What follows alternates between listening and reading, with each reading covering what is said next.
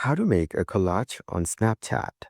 To get started, first of all, open up the Snapchat application on your phone. You will then be taken to the camera screen on Snapchat. Here, you can take snaps and videos and share them with your friends on Snapchat. From here, go to the bottom right corner and tap on the search icon as shown. Now, you can view the different types of filters and lenses available on Snapchat. In the search bar, type in Collage.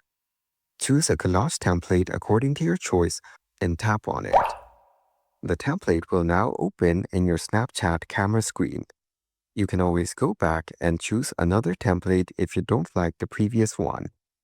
Once you're on this page, edit the collage the way you want.